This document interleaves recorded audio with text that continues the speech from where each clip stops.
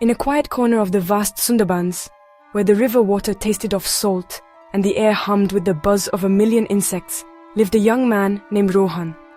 He was not born in the jungle, but his heart had found its home there. Rohan loved the feeling of the sun on his skin and the soft mud between his toes. He saw life and strength in everything around him. The tall Sundari trees stood like silent giants, their roots like strong arms holding the earth together. He believed that the best way to be strong was to live like the jungle did, in perfect harmony with nature. So he decided to build himself a place to exercise, a gym unlike any other in the world, right there in his little clearing, which he called Sundari Grove. He did not need shiny metal weights or complicated machines. The jungle provided everything. For lifting, he found smooth, heavy river stones, worn round by the patient water over many years. He would lift them high above his head, feeling his muscles work, pretending he was lifting the worries of the world away. For climbing, he used the thick, sturdy vines that hung from the branches of an old fig tree. They were better than any rope, swaying gently as he pulled himself up, his hands and feet finding natural holds. He would hang from a low, strong branch, pulling his chin above it again and again, with a family of curious monkeys chattering at him from a safe distance. His daily routine was a dance with nature. At dawn, he would run along the winding paths, his feet barely making a sound on the damp earth. The deer would lift their heads to watch him pass, their gentle eyes showing no fear. He would leap over fallen logs and duck under low-hanging branches, his body moving with a fluid grace. This was not just exercise for him, it was a conversation with the forest. He learned the rhythm of the seasons, the language of the birds, and the secrets of the shifting tides. His jungle gym was his sanctuary, a place where his body and the spirit of the wild became one. Rohan's strength grew, not just in his arms and legs, but in his heart as well. He felt a deep connection to the life teeming around him. He respected the silent crocodiles sunning themselves on the mud flats and admired the flash of a kingfisher diving for its meal. The jungle was not a place of danger to him, but a place of incredible beauty and power. He was a part of its story, a quiet human beat in the great thrumming heart of the Sundarbans. He was content in his world of green leaves and brown earth, never knowing that his peaceful life was about to be changed by a secret as old as the jungle itself. One afternoon, while the sun was playing hide-and-seek behind the clouds, Rohan wandered deeper into the forest than usual. He was looking for a special kind of flexible bamboo to add a new challenge to his gym. He followed a stream he had never seen before, its water clear and cool. The air grew still, and the usual chatter of monkeys and birds faded into a respectful silence. He found himself standing before a truly ancient banyan tree. It was enormous, a forest all by itself, with countless roots tumbling down from its branches to touch the earth, creating a maze of woody pillars. It felt like a sacred place, a temple built by time. As he drew closer, he heard a sound. It was not the call of an animal or the rustle of leaves. It was a soft, melodious humming, a tune that sounded both sad and sweet. Rohan moved quietly, peering through the curtain of aerial roots. There, nestled on a thick horizontal branch, sat a young woman. She was dressed in simple clothes made of woven fibers, but she wore them with a grace that seemed out of place in the wild. Her long dark hair was woven with small white flowers, and her eyes, though filled with a distant sorrow, held a spark of ancient light. She seemed to be a part of the tree, as if she had grown there along with the branches. Rohan, who was used to seeing only the forest creatures and the occasional fishermen, was startled. He did not want to frighten her, so he stayed hidden, watching.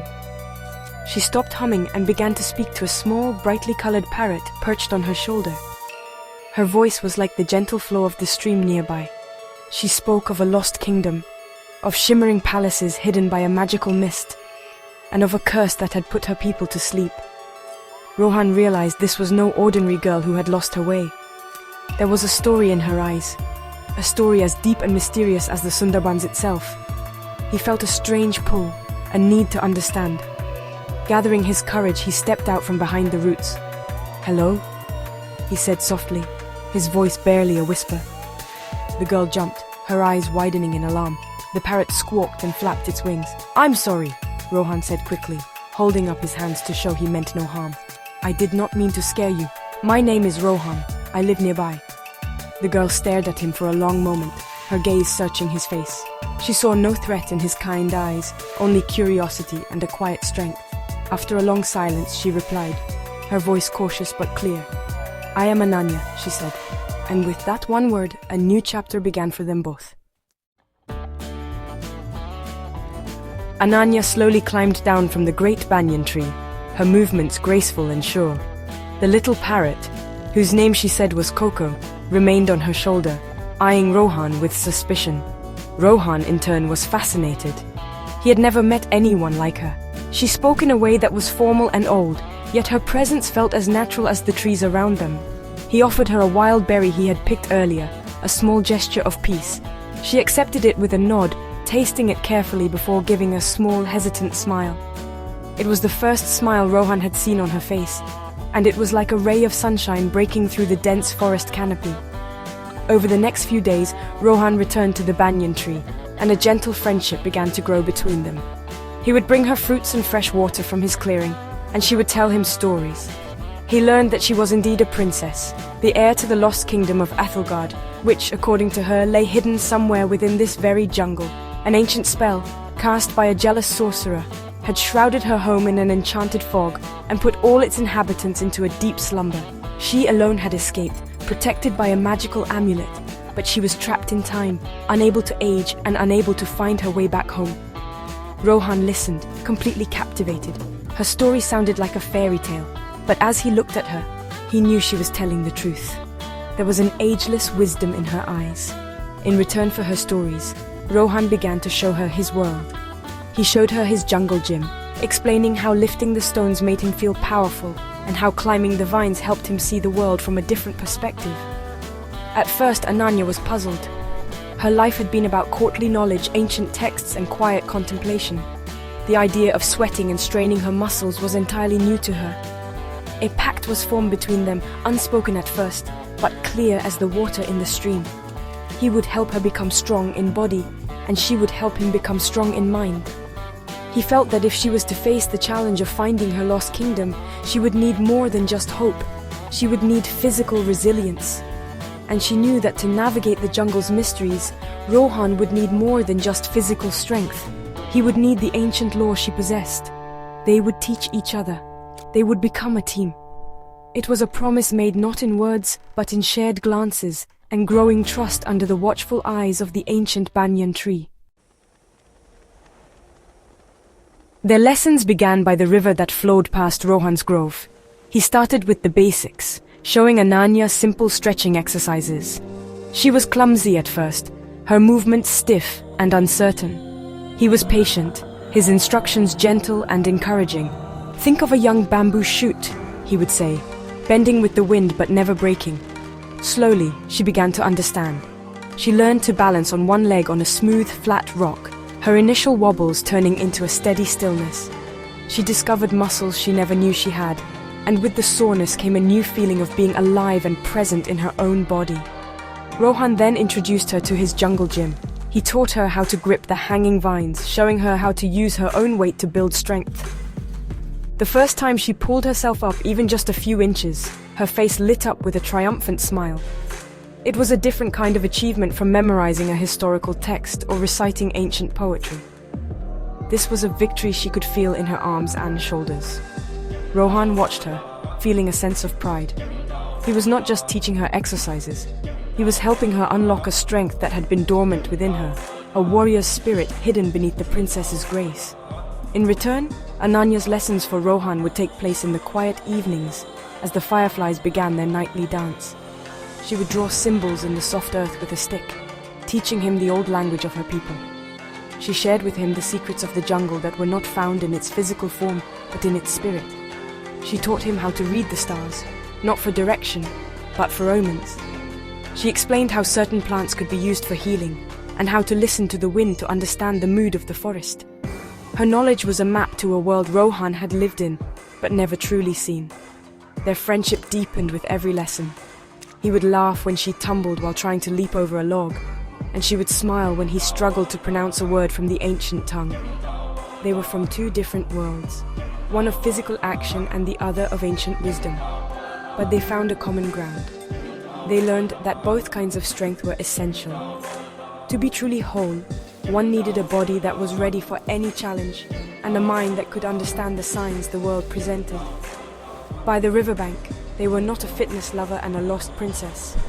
They were just Rohan and Ananya, two friends preparing for the great adventure that lay ahead. As Ananya grew stronger and Rohan's knowledge of the old lore expanded, they decided it was time to begin their search. Ananya's stories spoke of a forgotten path, one not made by human feet but by the flow of ancient magic.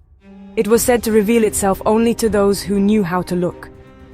Following Ananya's guidance, they began their journey, venturing into parts of the Sundarbans that were wilder and more mysterious than any Rohan had ever explored. The air grew thick and heavy, and the trees seemed to lean in, their leaves whispering secrets only Ananya could begin to decipher. Their path was not easy. They navigated through dense mangrove forests, their feet sinking into the thick black mud. Rohan's strength was crucial here. He would clear paths through tangled roots with a sturdy branch and carry Ananya across deep, treacherous channels of water where unseen creatures lurked.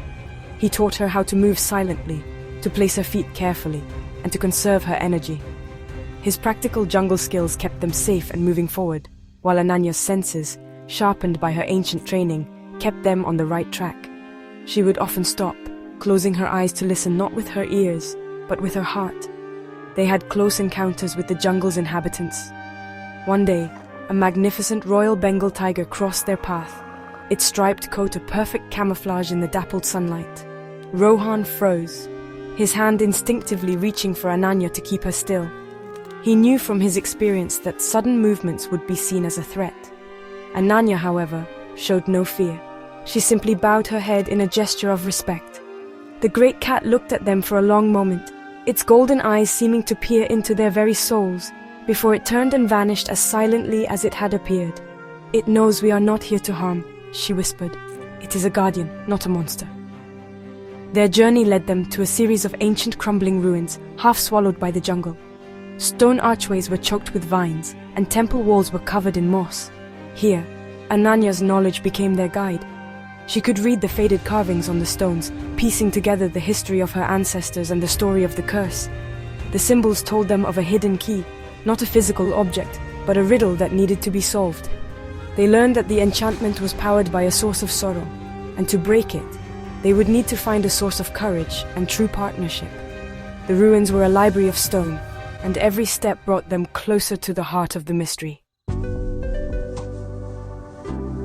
The heart of the ruins was a sunken courtyard, dominated by a massive stone statue. It depicted a fearsome creature, part lion and part eagle, with wings outstretched as if ready to take flight. Moss and time had worn away its sharp edges, but its powerful presence remained. Ananya identified it from her studies as a griffin, the traditional protector of her kingdom's royal treasures. According to the carvings, this statue was not just a sculpture. It was a magical guardian, placed there to test the worthiness of any who sought to enter the kingdom's final sanctuary. The path forward was blocked by a solid stone wall behind the statue. As they approached, the air grew cold, and a low rumbling sound echoed from the stone. The griffin's eyes, which were just carved stone moments before, began to glow with a soft, ethereal light. A deep, ancient voice filled the courtyard, speaking not in words, but directly into their minds. It presented them with a challenge. It was not a test of brute strength or of singular intellect, but of cooperation. The voice spoke of two pillars that stood on either side of the courtyard. One required immense physical power to be moved, and the other could only be activated by reciting a complex ancient verse perfectly. Rohan immediately turned his attention to the pillar of strength. It was a colossal cylinder of granite, seemingly fused to the ground. He took a deep breath, remembering his training, the feel of the heavy river stones in his hands. He set his feet, wrapped his arms around the rough surface, and pulled. His muscles screamed in protest, veins standing out on his arms and neck. For a moment the pillar didn't budge, but then, drawing on every ounce of his determination, he gave a mighty heave, and with a deafening groan, the pillar shifted, sliding into a slot in the floor with a heavy thud. He staggered back, breathing heavily, but a look of triumph on his face. At the same time, Ananya stood before the pillar of wisdom. It was covered in intricate symbols that swirled and changed.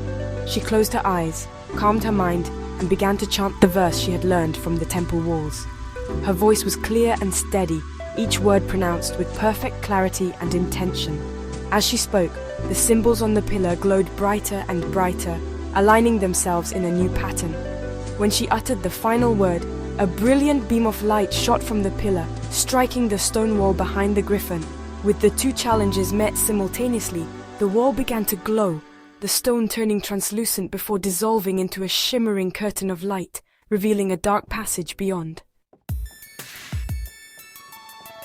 The passage revealed by the guardian led them down a spiral staircase deep into the earth. The air became cool and still, and the only sound was the soft patter of their footsteps. The staircase opened into a vast circular chamber. The walls were not made of stone but of a polished mirror-like crystal that seemed to absorb all light. In the center of the room, floating just above a pedestal, was a single, flawless, teardrop-shaped crystal. It pulsed with a faint, sorrowful blue light, and they knew instinctively that this was the source of the enchantment, the very heart of the curse. As they stepped into the chamber, the mirrored walls came to life. They did not show their reflections as normal mirrors would. Instead, they began to show images of their deepest fears and doubts. Rohan saw himself alone in the jungle, his strength failing him, forgotten by the world. He saw the gym he had built reclaimed by nature, as if he had never existed. Ananya saw her kingdom in eternal sleep, the faces of her family and friends frozen and pale. She saw herself wandering the jungle for eternity, a lonely ghost forever searching for a home she could never reclaim. The images were powerful, designed to fill them with despair and make them turn back. Rohan felt a wave of hopelessness wash over him, the whispers of the mirrors telling him he was not strong enough.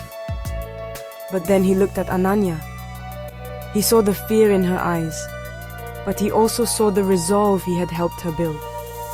He remembered their training, not just the physical exercises, but the laughter and the shared determination.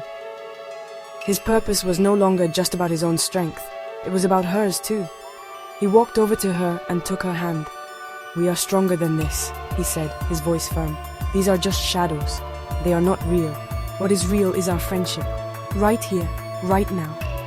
Ananya looked at him, his words cutting through the fog of fear. She remembered the ancient law, which said that a curse fed by sorrow could only be broken by an act of shared courage and selfless connection. Looking at Rohan's determined face, she understood. The key was not to fight the shadows, but to fill the room with a stronger light. She squeezed his hand, her own resolve hardening. Together they turned to face the teardrop crystal in the center of the room. They were no longer two separate individuals fighting their own fears, but a team, their combined strength far greater than the sum of their parts. Their bond was the light that the chamber's darkness could not overcome. Standing before the pulsing crystal, Ananya knew what she had to do. The final part of the riddle involved an offering, not of gold or jewels, but of a memory of true connection, a moment so pure it could overwhelm the sorrow powering the curse. Rohan, holding her hand, understood without needing to be told. He closed his eyes and focused not on his fears, but on the joy he felt watching Ananya succeed in his jungle gym, the pride in her first successful pull-up. He poured the warmth of that simple, happy memory towards the crystal. It was a memory of shared effort and mutual support. Ananya did the same. She let go of the images of her sleeping kingdom and focused on the quiet evening spent with Rohan, learning the names of the stars and listening to his stories of the world outside the forest. She remembered his patience and his kindness, the way he made her feel safe and strong. She poured the gratitude and warmth of their growing friendship into her thoughts, a beacon of light against the crystal's sorrowful glow. Together, their combined memories of trust and companionship flowed from their joined hands towards the teardrop crystal. The effect was instantaneous. The sorrowful blue light within the crystal faltered, flickered, and was then overwhelmed by a brilliant, warm golden radiance. The pulsing slowed, and a beautiful, harmonious chime echoed through the chamber. The crystal teardrop began to vibrate, and cracks of pure light spread across its surface. With a final silent flash, it shattered into a million motes of shimmering dust that danced in the air before fading away. The mirrored walls went blank, their power broken. A warm, gentle breeze, smelling of jasmine and rain-washed earth, flowed up from the passage, carrying with it the sounds of birdsong. The curse was broken. As the light from the shattered crystal faded, Ananya herself began to change. The simple woven clothes she wore shimmered and transformed into a regal gown of deep blue and gold. A delicate silver circlet materialized on her brow. The look of a lost, timeless girl was replaced by the confident and commanding presence of a queen. She stood taller, her eyes shining not with sorrow, but with the wisdom of her ancestors and the strength she had discovered within herself. She turned to Rohan, no longer just a princess from a story, but Queen Ananya, awake and whole. "You did it, Rohan," she said, her voice filled with emotion. "No," he replied, smiling. "We did it."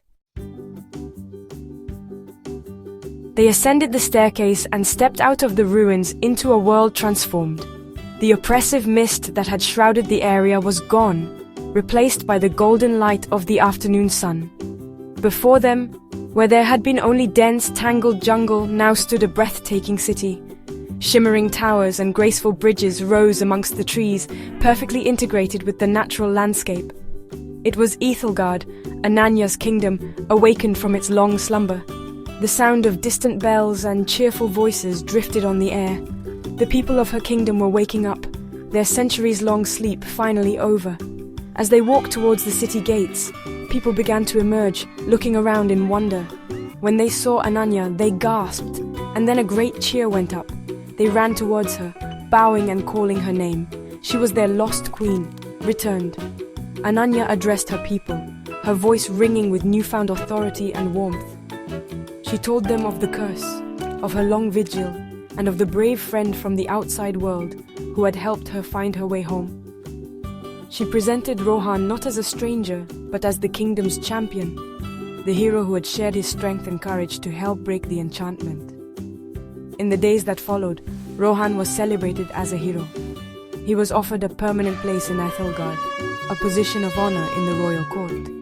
But as he looked at the beautiful city, he knew his heart still belonged to his quiet grove and his jungle gym. He had found something more important than a title or a palace.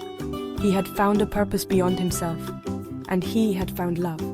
He saw it in the way Queen Ananya looked at him, a look that held both the respect of a monarch and the affection of the young woman he had met in the banyan tree. Rohan made a choice. He would not stay in the palace, but he would not leave either. He would build a new life that combined the best of both worlds. He established a training ground where he taught the youth of Ethelgard the lessons of physical fitness and harmony with nature he had learned in the wild.